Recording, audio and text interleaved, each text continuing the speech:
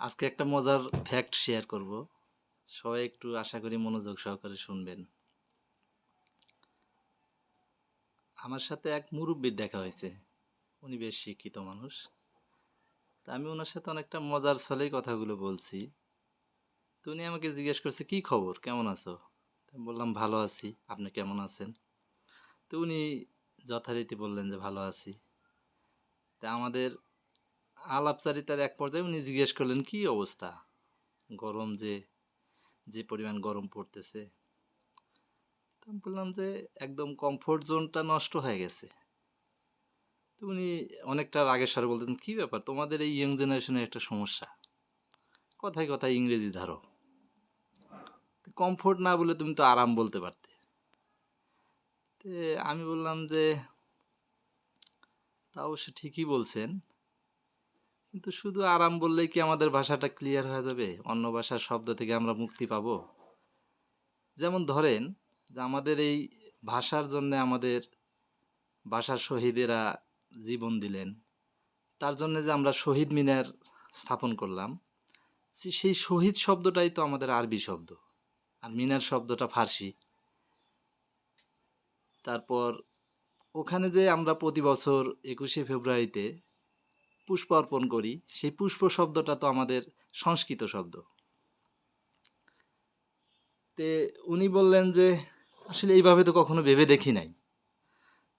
তা আমাদের বাংলা ভাষার শব্দটা আসলে শুধু আমাদের নিজস্ব শব্দ না, এটা অন্যান্য ভাষা থেকে আগত বিভিন্ন শব্দের সমন্বয়ে আমাদের বাংলা ভাষাটা সমৃদ্ধ হয়েছে। আসলে ভাষাটাকে এবং ভাষার যে একটা ভাব, সেটাকে পরিপূর্ণতা দিতে গিয়েই কিন্তু আমাদের ভাষাটার ভিতরে প্রয়োজনে আসলে ভাষার প্রয়োজনে কিন্তু আমাদের সৃষ্টি হয় নাই, আমাদের প্রয়োজনেই ভাষার সৃষ্টি হয়েছে। তো উনি বললেন যে আসলে এইভাবে তো কখনো ভেবে দেখা হয় নাই। তো এটা তো একটা মুসিবতে পড়ে গেলাম। তা আমি বললাম যে আপনি যে মুসিবত শব্দটা বললেন, এটা তো একটা আরবি শব্দ। হুম। বললো, বাবা তোমার সাথে কথা বলে আসলে হবে না।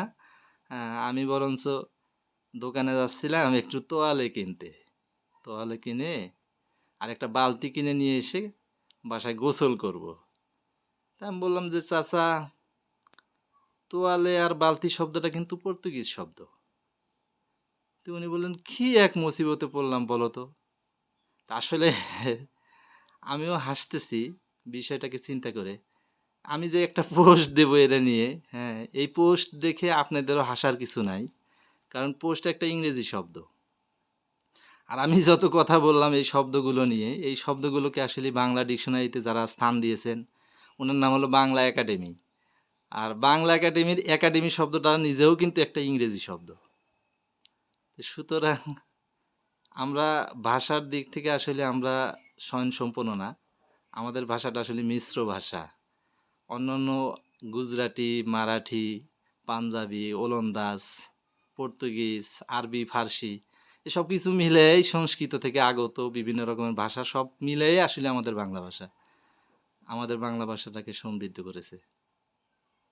ধন্যবাদ।